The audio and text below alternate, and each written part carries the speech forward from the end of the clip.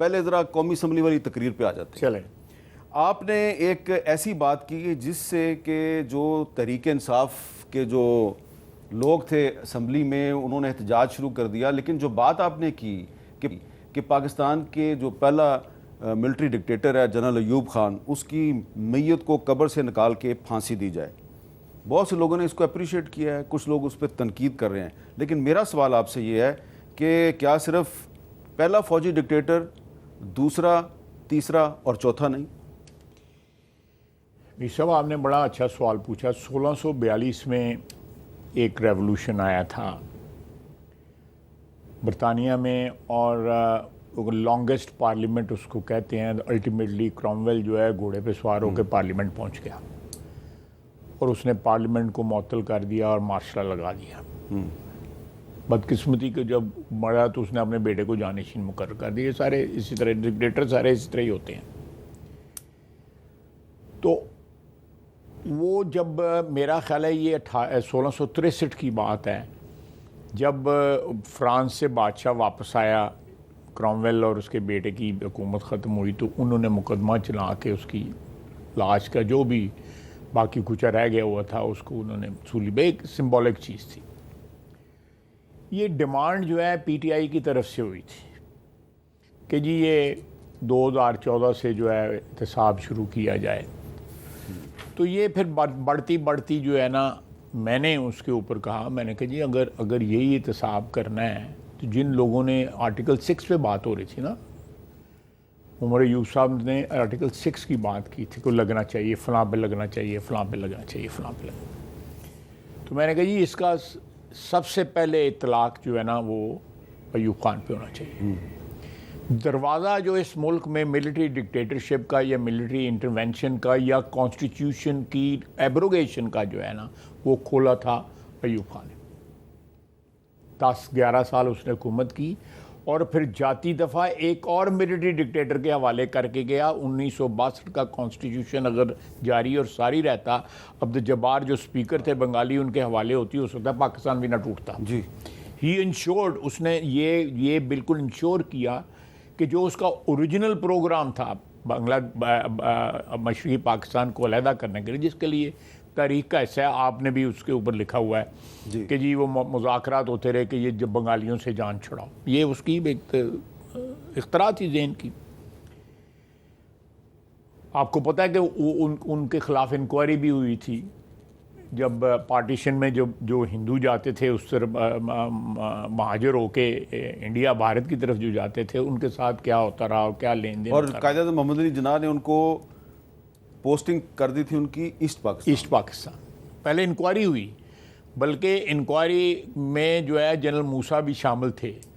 انہوں نے favourable inquiry کے چکر میں کسی نے ان کو پوچھا کہ تم سی این سی کس طرح بن گئے؟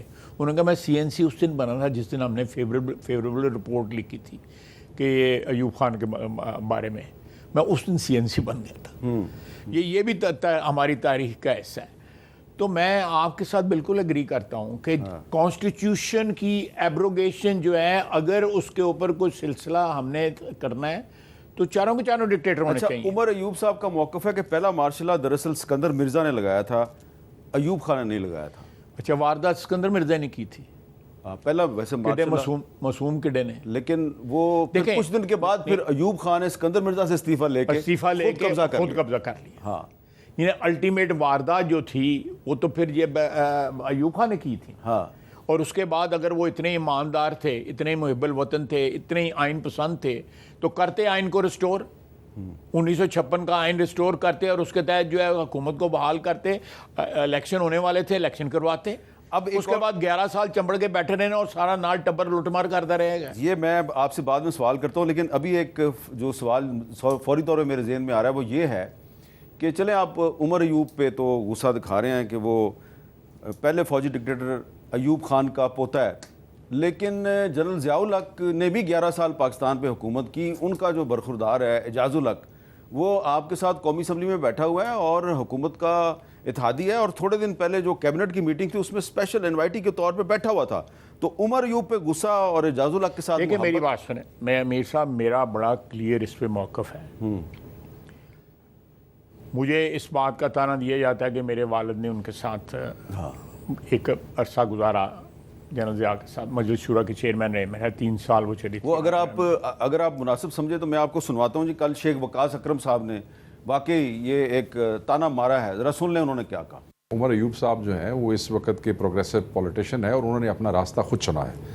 ان کو آپ ماضی کے تانے دینے کی کوئی یہ بے تکا کام ہے، اور خصوصاً خواجہ آصف صاحب کے منہ سے یہ کام اس لیے اچھا نہیں لگتا کہ خواجہ صاحب کے جو والد تھے وہ جنرل ضیاء الحق کی شورا کے ممبر بھی تھے اور چیئرمین بھی تھے. جس وقت جنرل مشرف سے یہ پیپلز پارٹی اور نون لیگ کی کولیشن گورنمنٹ نے وہ لیا، حلف لیا وزراء نے، تو کالی پٹیاں بات تو ڈرامہ ہے نا. کالی پٹیاں بن کے بندہ تو قبول ہے، کالی پٹیاں نالو حرام جڑا حلال ہو جائے گا. جناب کی سیاست جو تھی وہ بھی جنرل ضیاء الحق کے دور میں کیسے گزری، کیا کیا عہدے آئے. یہ انہوں نے تانا مارا. تو پہلے ذرا یہ بتا دیں کہ جو خواجہ صفدر صاحب جو ہیں وہ چیئرمین تھے مجلس شورا کے، اس حوالے سے آپ کا کیا موقف ہے؟ میں نے یہ موقف اسمبلی کے فلور پہ بھی کہا ہوا ہے، آپ کے پروگرام میں بھی میرا مشرف دور میں آپ نے بات کی تھی. مشرف دور میں بات کی، اور اس کے بعد جو ہے میں نے میاں نواز شریف کی حکومت کے دوران بھی میں نے یہ کہا، بلکہ پیپلز پارٹی کی حکومت کے دوران میں بھی یہ کہا. بات یہ ہے کہ میرے والد کو اس وقت ہائنڈ سائٹ کا ایڈوانٹیج نہیں تھا. آج میں دیکھتا ہوں کہ جنرل ضیاء کی جو ڈکٹیٹرشپ نے کتنا ملک کو نقصان پہنچایا، تو میرے لیے ایڈوانٹیج ہے نا. اس وقت جو صورتحال تھی، پرہیپس اس ڈیسیژن کی جو ہے وجہ یہ تھی کہ وہ ایڈوانٹیج ان کو نہیں تھا ہائنڈ سائٹ کا. پیچھے مڑ کے آج دیکھتا ہوں تو میں فیصلے کو غلط قرار دیتا ہوں. اور میں نے اس کی اسمبلی کے فلور پہ معذرت کی ہوئی ہے، جنرل مشرف کے وقت جو ہے معذرت کی ہوئی ہے کہ میرے والد کی اگر ایسوسیشن رہی ہے، آپ ان کے کیریئر کو بڑی اچھی طرح جانتے ہیں، صحافی کے طور پہ بھی آپ کے والد صاحب بھی جانتے تھے. ان کا کیریئر جو ہے تھرو آؤٹ کیریئر جو ہے ایک جمہوری رہا. ایک اس ایسوسیشن ان کی جو ہے اس کے لیے میں نے 1 دن نہیں، 2 دفعہ نہیں، 3 دفعہ نہیں، 4 دفعہ معذرت کی ہوئی ہے. کریں یہ بھی معذرت، بالکل ٹھیک ہے. یہ بھی معذرت کریں، یعنی یہ اپنے دادے کی بھی معذرت کریں. اور والد ان کا جو ہے وہ میاں نواز شریف ان کا لیڈر تھا. میاں نواز شریف نے ان کو لیڈر آف اپوزیشن بنایا تھا، میاں نواز شریف نے ان کو اسپیکر بنایا تھا. یاد ہے نا، یہ ریسنٹ تک ہے. 4 پارٹیوں کے پوسٹروں کے اوپر یہ الیکشن لڑے ہوئے ہیں. سائیکل یہ بنے، اس کے بعد بیٹ یہ بنے، اس کے بعد تیر یہ بنے، اس کے بعد ایک اور تیر نہیں کبھی بنے ویسے نہیں 4 پارٹیوں پہ. اچھا، ایک دفعہ وہ کاف لیگ میں تھے. کاف لیگ میں تھے، ہاں میں بالکل. شوکت عزیز کے نمبر 2 یہ تھے. یہ پروگریسو کہاں سے ہو گئے جی؟ اچھا، لیکن جو خواجہ صاحب یہ اعتراض ہے جس طرح یہ پروگریسو جو ہے، میں پھر یہ بات کرنے والے بھی اتنے ہی پروگریسو ہیں.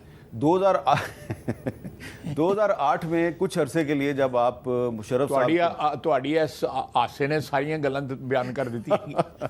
2008 میں آپ نے کالی پٹی باندھی ہوئی تھی اور پرویز مشرف سے آپ نے حلف لے لیا تھا اور پیٹرولیم کے منسٹر بن گئے تھے آپ. ایک جمہوری حکومت قائم ہوئی تھی اور پھر اسی حکومت نے مشرف کو فارغ بھی کیا تھا. چلیں، یہ بھی آپ کا جواب ادار چکا دیا تھا نا.